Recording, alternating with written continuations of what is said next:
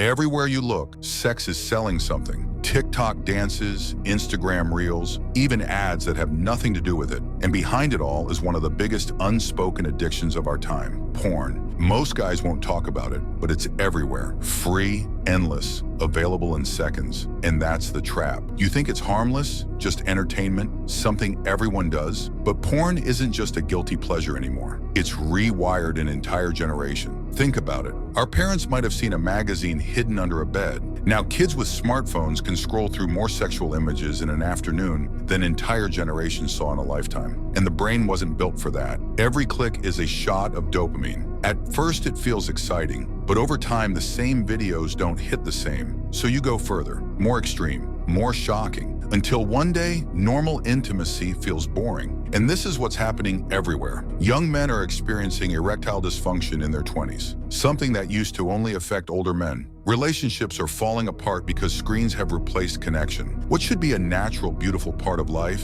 is becoming a performance, an act learned from pixels instead of real moments. But it doesn't just shape desire, it shapes culture. Look around. Instagram rewards the most sexual content. TikTok pushes it on your feed because the algorithm knows you'll stop scrolling. Platforms don't care about your mental health, they care about your attention. And nothing grabs attention faster than skin, so it spreads, normalized, everywhere. This is how porn hijacked a generation. Not with one big moment, but slowly, quietly, until nobody questioned it. Until porn wasn't just on shady websites, but baked into the culture itself. Until people started to believe this was normal. But here's the truth. Normal isn't the same as healthy. Porn takes your drive, your focus, your energy, and it leaves you empty. It promises connection, but only gives you isolation. It convinces you you're in control, when in reality, it's the one controlling you. The good news is, awareness changes everything. The second you see it for what it is, you can step back. You can choose to stop feeding the loop. You can reclaim your energy and use it for real goals, real growth, real love. You weren't made to be stuck behind a screen chasing fake intimacy. You were made for more. And maybe breaking free won't be easy, but neither is living your life numb, addicted, and disconnected. One choice at a time, you can take back your mind, your relationships, and your future. Don't let a billion-dollar industry tell you what to desire. Write your own story. When you give in to lust, your brain gets a hit of dopamine. It affects the same parts of the brain as cocaine. So you're basically training your own brain to be an addict. You're teaching it to destroy you. And the worst part, you're the one doing it every single time. This isn't a game. It's the slow destruction of your future, and it's happening right now. If you watch this, you'll see how deep the damage goes. Most people live in denial. The question is, will you? You probably know the cycle. A moment of pleasure, then an immediate crash. Guilt and shame take over for hours. You tell yourself, never again. But it always repeats, and you feel weaker every time. Here's the science. Lust hijacks your brain. It shuts down your prefrontal cortex. That's the part you use for rational thinking and long-term goals. In that moment, the part of you that wants to succeed goes quiet. The only thing in control is your desire for instant pleasure. It's a mental shutdown, and it makes you do things you know are wrong. This cycle isn't just about wasting time. It slowly rewires who you are. It destroys your focus. Your brain gets filled with sexual thoughts, so there's no energy left for work or learning. Your goals start to fade. All that's left is that one urge. It also changes how you see people. Your brain learns to see them as objects. This makes real relationships almost impossible. Empathy is replaced by a need to use them. And here's the messed up part. You chase it to feel less empty, but it just makes you more alone. You end up in a deeper hole than before. The most dangerous part? Your brain builds a tolerance. What used to be enough isn't anymore. This is the escalation trap.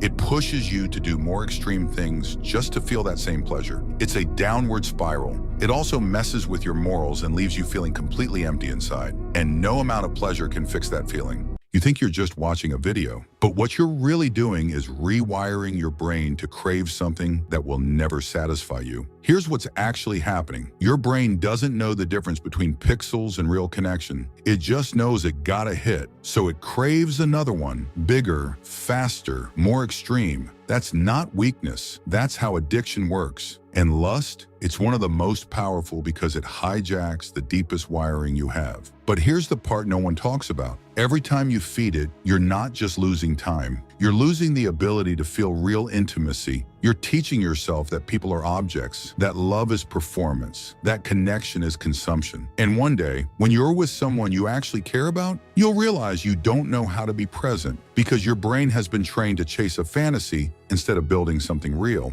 So, if you want to break free, start here. Stop trying to quit by willpower alone. Rewire the loop. Replace the trigger. When the urge hits, move your body, call someone, get outside, interrupt the pattern before it owns you. Because lust doesn't just steal your time, it steals your ability to love. And that's worth fighting for. Lust is destroying you silently. You don't even realize it, but it's stealing your confidence, your discipline, your peace. Every time you give in, you become weaker. But here's the truth most people won't tell you. You can defeat lust, and it starts today. Lust isn't just about desire, it's a trap. It gives you pleasure now, but leaves you empty after. It tricks your brain into thinking you've accomplished something, when in reality, you've just drained your energy, your willpower, your drive. The worst part, it makes you a slave to your impulses. How can you build a powerful life if you can't even say no to a screen? That's not strength, that's weakness. And I know that because I've been there too. Most people don't defeat lust because they fight it the wrong way. They rely on willpower alone. But willpower fades. The truth is, you don't rise to your goals, you fall to your systems. You're losing because of three things. Your phone is always within reach. You scroll late at night alone with no purpose. And you never ask yourself, why am I doing this? You've wired your brain to seek dopamine from lust. To break free, you need to rewire it, not suppress it. Here's how you win. Cut off the triggers, block the sites, unfollow the accounts, lock down your access, make failure harder, replace, don't just remove, start new habits. When the urge hits, get up, take a walk, do push-ups, journal. Don't sit there and fight your mind, move your body. Understand your why. Are you lonely,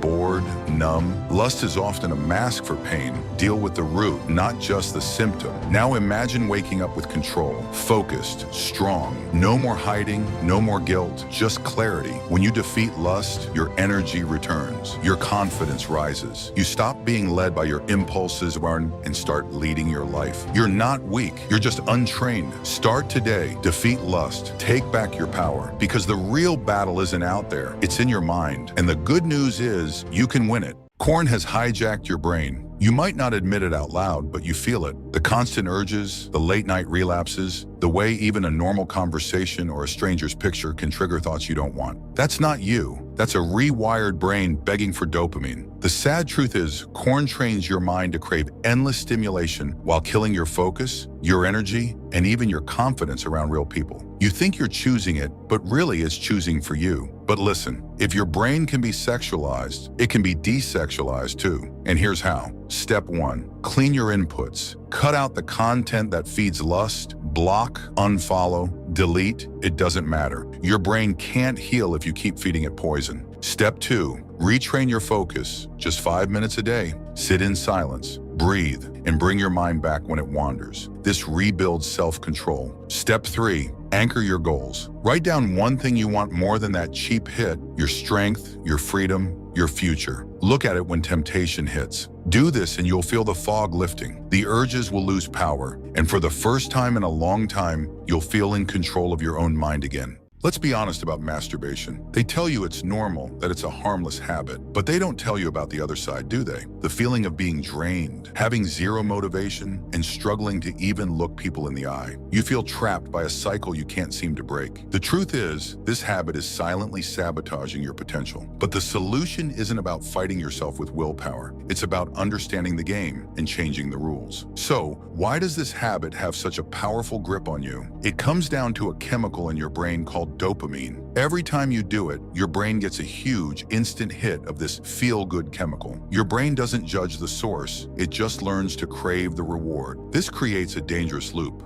Your brain starts craving that easy, instant reward, pulling you back into the cycle again and again, even when you want to stop. It's not a moral failing, it's a biological trap. You are slowly training your brain to prefer this one source of cheap, effortless pleasure over the meaningful, effort-based goals that truly build your life. But this isn't just some theory in a textbook. This is your life. And the cost of this cycle is devastatingly real. Let's talk about what's actually being stolen from you, piece by piece. First, your energy. You know the feeling. Waking up tired even after a full night's sleep. Moving through your day in a mental fog where even simple tasks feel like a struggle. That spark, that raw ambition you're supposed to feel, it gets dimmer and dimmer. This isn't just about being tired. It's your very life force being drained away. And when your energy vanishes, what goes with it? Your confidence. You start avoiding eye contact. You feel a little weaker in conversations, a little less present. It's like you're carrying a secret that makes you feel ashamed. And that shame slowly eats away at your self-respect, making you feel like a ghost in your own life. So that's the cost. Your energy, your confidence, your self-respect. It's a dark picture. But I need you to hear this. This is not who you are. You are not broken. You are simply trapped in a cycle. And the good news? Every trap has an escape plan, a real one. The plan starts with one simple but non-negotiable step. You have to make a decision, not a weak, half-hearted wish to stop, a real conscious decision. You have to tell yourself right now,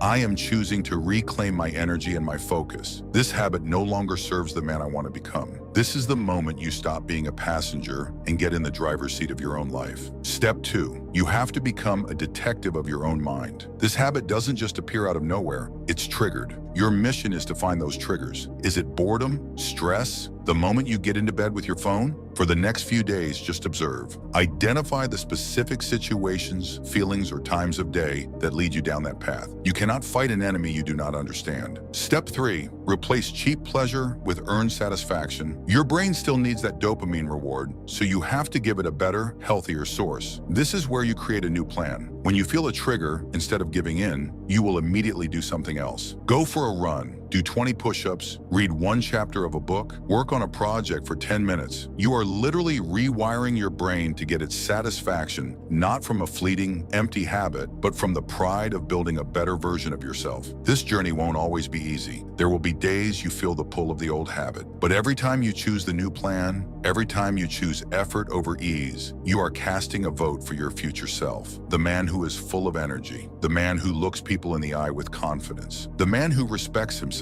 This isn't just about quitting a habit. This is about proving to yourself that you are in control. And when you win this battle, you'll know you can win any battle life throws at you.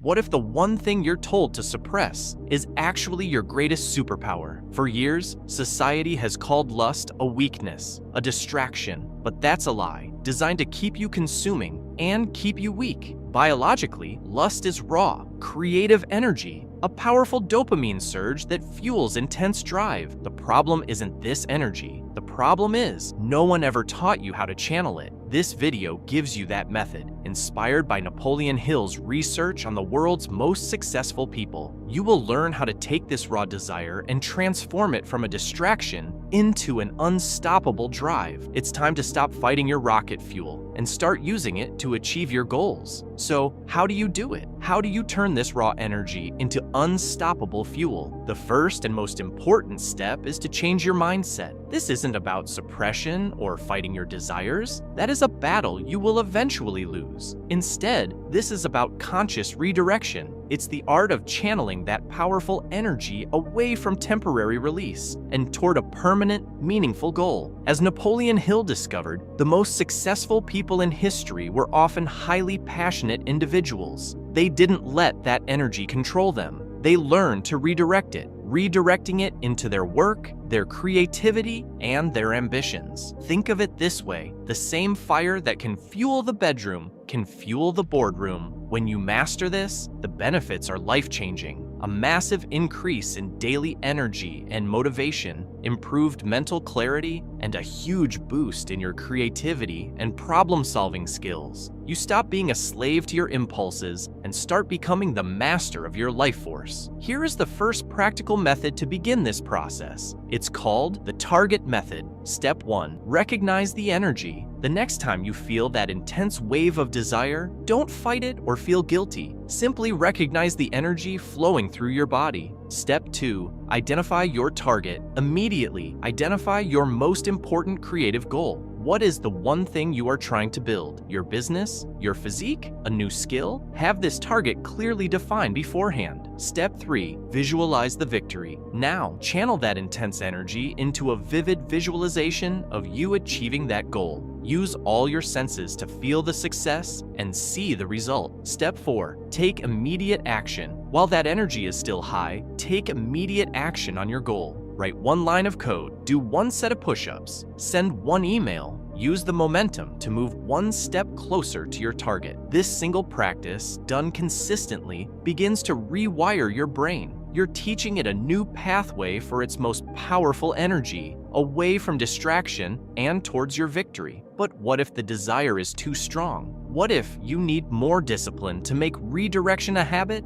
Here are 3 powerful tools to build the mental muscle required to master your energy. Number 1, cold exposure. Cold exposures do more than wake you up. They are a powerful tool for building discipline and energy retention. Number 2, breathing exercises. When you feel that intense energy, stop and take deep, slow breaths. This practice helps you circulate and direct that energy within your body, giving you conscious control instead of acting on impulse. Number 3, physical movement. Channel the energy into immediate physical action. Go for a run, lift weights, practice yoga. Physical movement is one of the most effective ways to transform a raw impulse into productive power. By using these physical tools, you are not just distracting yourself. You are actively training your body and mind to become the master of your internal state. But tools are useless without the right software to run them. To truly become unstoppable, you must adopt the right mindset. First, the growth mindset. This is the core belief that your abilities can be developed through dedication and hard work. People with this mindset don't see failure, they see lessons. They embrace challenges as opportunities to grow stronger, viewing effort as the path to mastery. Second, the abundance mentality. Instead of seeing the world from a place of scarcity, focusing on what you lack, you start to see opportunities everywhere. You understand that your desires are not a curse, but a compass. They point you toward what you want, so you can build a plan to achieve it.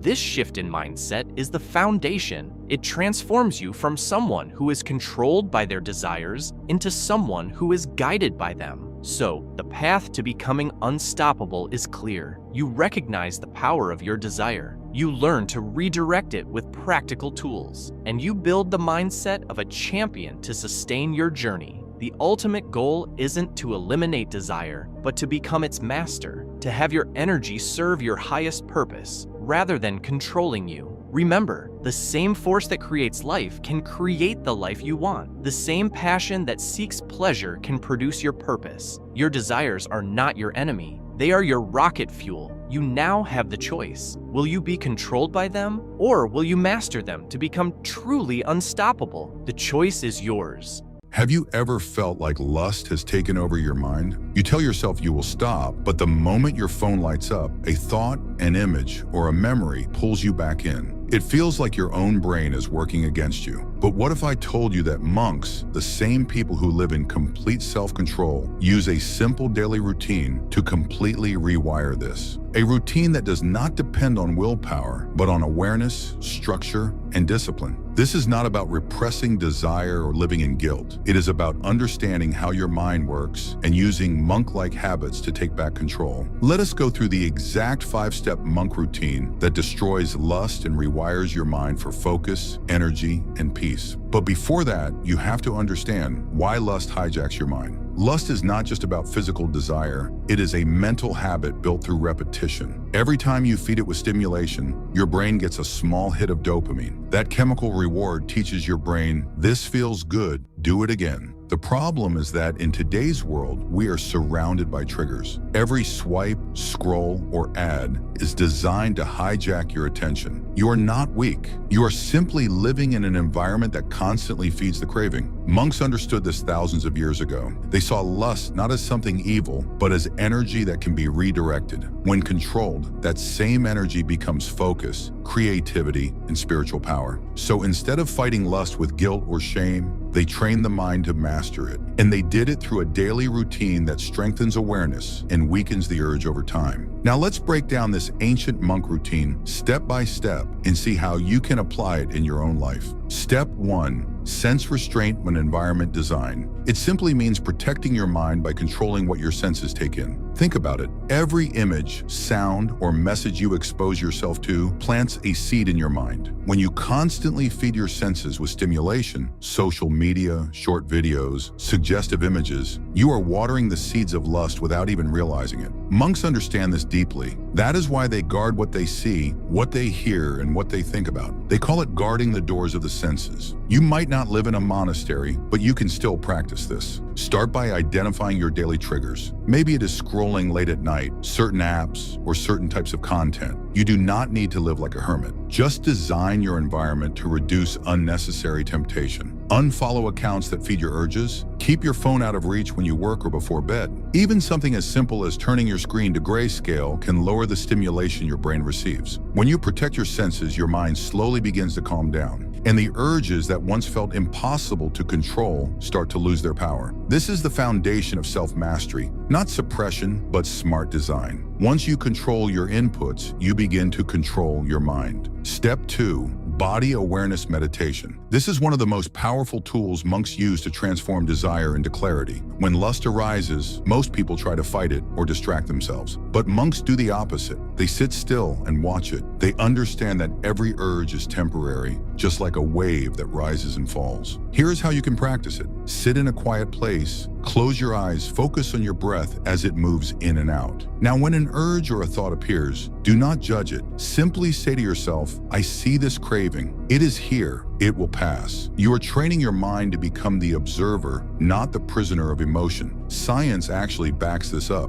Studies show that mindfulness meditation changes how the brain reacts to temptation. Instead of automatically chasing pleasure, the brain begins to pause, reflect, and respond with awareness. You are not suppressing desire. You are retraining your reaction to it. At first, you may feel restless or even frustrated, but over time, something incredible happens. You start to notice that the urge loses its control. You begin to feel lighter, calmer, and more focused. The more you practice, the faster your brain rewires. Even 10 minutes a day can make a huge difference in how you respond to temptation. This is how monks build unshakable calm, not by fighting the mind, but by watching it with patience and compassion. Step 3. Breaking the illusion of desire. This is one of the most powerful ways monks dissolve lust, not by fighting it, but by seeing through it. Lust begins with how we see. We look at someone, an image, or even a thought, and our mind paints it as perfect, flawless, almost magical. But monks train themselves to see reality as it truly is, changing, temporary, and imperfect. They practice seeing through the illusion. They remind themselves that every body, no matter how attractive, is still made of the same simple elements: skin,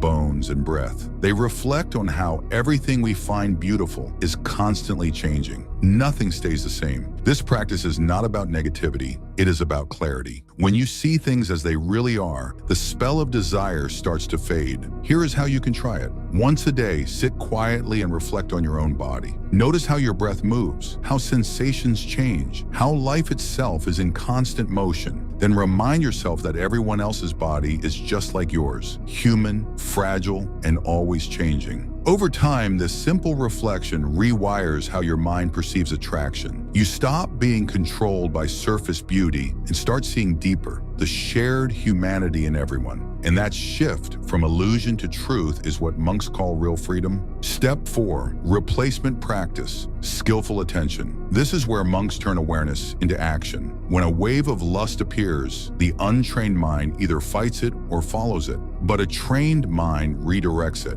This is what monks practice every single day, replacing unskillful attention with something higher. Here is how it works. When you notice an urge rising, pause, take one deep breath, and instead of feeding the craving, move your attention to something skillful. It could be your breath, a short prayer, a physical action, or an act of kindness. Monks often repeat a simple phrase in that moment, something like, "May I be calm," or "May I be free." That small shift interrupts the craving loop. It teaches your brain that you do not have to follow every impulse. You can also create your own replacement list. For example, when the urge hits, go for a walk, do a few push-ups, journal your thoughts, or read something that uplifts you. Each time you redirect your focus, you are building a new neural pathway in your brain. At first, it feels like a small victory, but with time, it becomes automatic. The mind learns that peace feels better than pleasure and that discipline feels better than desire. This is the power of skillful attention. You are not suppressing your energy. You are transforming it into strength, focus, and purpose. Step 5. Daily review and commitment.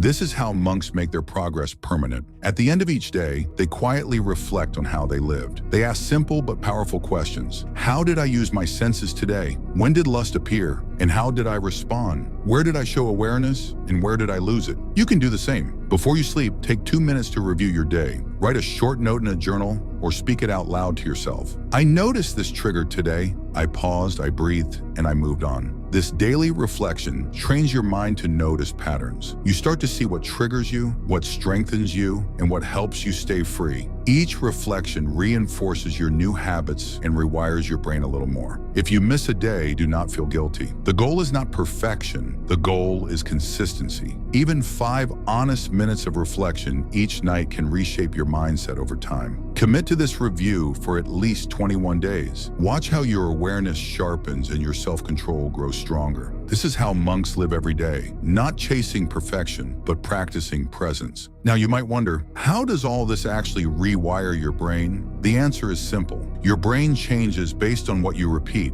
Every time you feed a craving, you strengthen the pathway that says, I need this to feel good. But every time you pause, breathe, and redirect, you weaken that old circuit and build a new one. Neuroscientists call this process neuroplasticity. It means your brain is always learning, even when you are not aware of it. Monks have understood this for centuries, long before science gave it a name. Their daily routines are designed to reshape how the mind reacts to desire. Instead of chasing pleasure, the mind learns to rest in awareness. Each part of the monk routine supports this rewiring. Sense restraint removes triggers. Meditation builds awareness. Seeing through illusion changes perception. Skillful attention rewrites habits. And daily reflection reinforces everything you learn. Over time, this process transforms you from someone who reacts to every impulse into someone who responds with clarity and strength. You begin to notice silence between your thoughts. You begin to feel control instead of chaos. That is what rewiring looks like from the inside. And it all starts with small, consistent steps. Even with the best routine, most people struggle at first. That is completely normal. Monks spent years training their minds, so be patient with yourself. Here are the most common mistakes people make when trying to overcome lust and how to avoid them. Mistake 1, expecting instant results. You cannot undo years of mental conditioning in a few days. When you expect perfection too soon, you create shame and frustration. Remember, rewiring takes time. Progress is slow, but it is steady. Celebrate every small win. Even noticing an urge is a sign of awareness. Mistake 2, using suppression instead of transformation. Many people try to fight their urges with willpower alone, but suppression only makes the mind more restless. The monk approach is not to crush the desire, but to understand it and redirect it. Awareness, not resistance, creates freedom. Mistake 3, trying to do it alone. Monks live in communities for a reason. They have guidance, accountability, and support. If you struggle alone, it is easy to fall back into old habits. Find one person you can talk to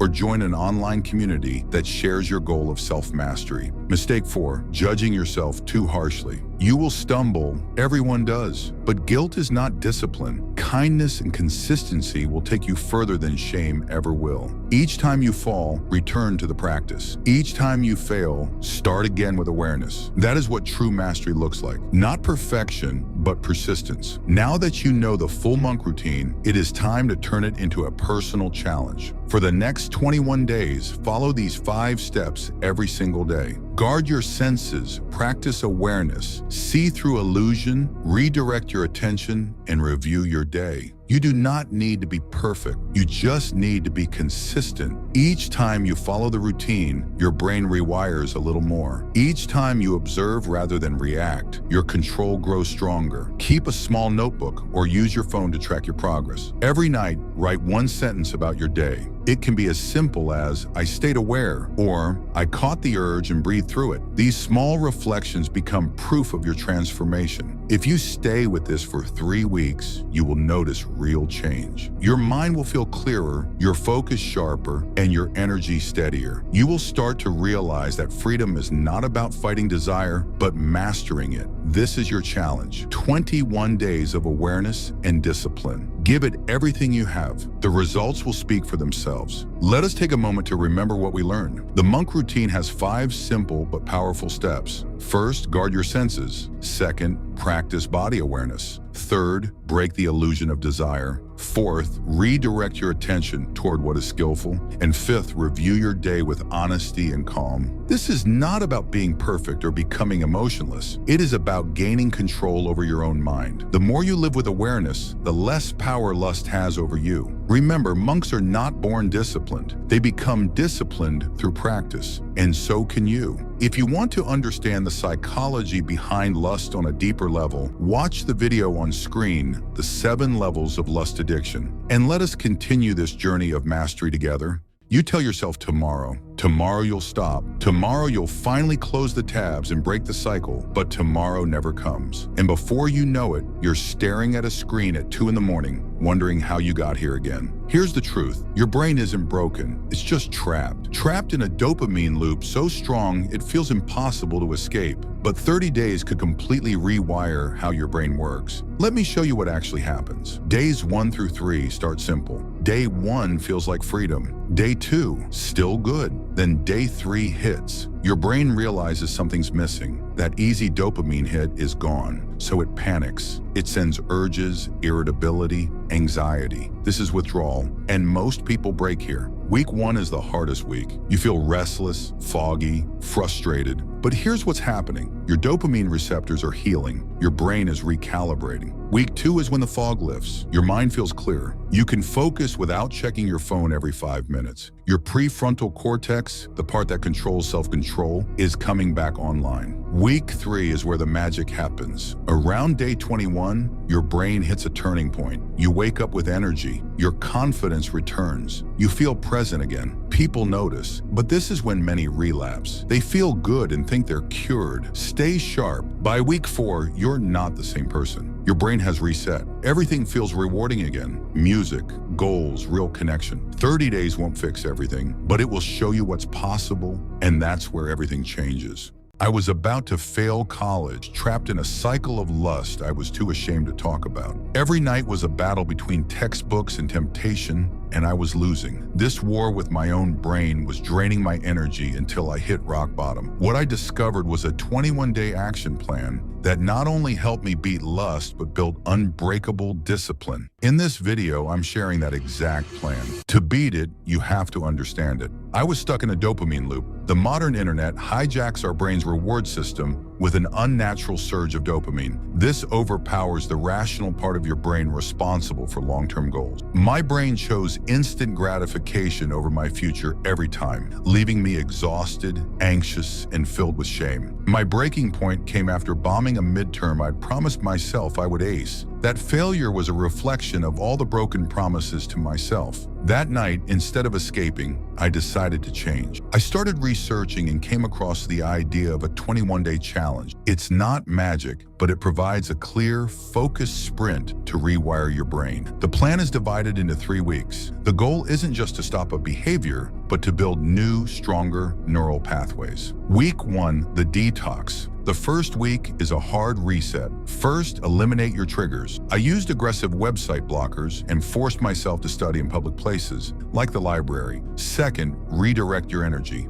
I started exercising daily to clear my head and channel restless energy. It's about making it harder to give in to private urges. Week 2, the rebuild. Week 2 is about building new habits. Start daily mindfulness. Just 10 minutes of meditation a day creates a space between a trigger and your reaction, giving you back control. Also, start a trigger journal. When you feel an urge, write down what's causing it. You'll start to see the patterns behind your impulses. This is a game changer. Week 3, the reinforcement. Week 3 is about making it last. Practice active visualization. Each morning, picture the disciplined person you want to become and learn to urge surf. Instead of fighting an urge, just observe it. Realize it's a temporary sensation that will pass. This proves that you are the one in control. After 21 days, the difference was incredible. My mind was clear, my focus was sharp, and my grades went up. But more than that, my confidence and self-respect returned. I was no longer a slave to my impulses. I finally felt in control of my own destiny. Look, this plan requires work, but it's a framework for taking back control. You have the power to change your behavior and choose who you want to become. My challenge to you is this: start your 21-day challenge today. Don't wait. For accountability, comment Day 1 complete below. Let's reclaim our focus together.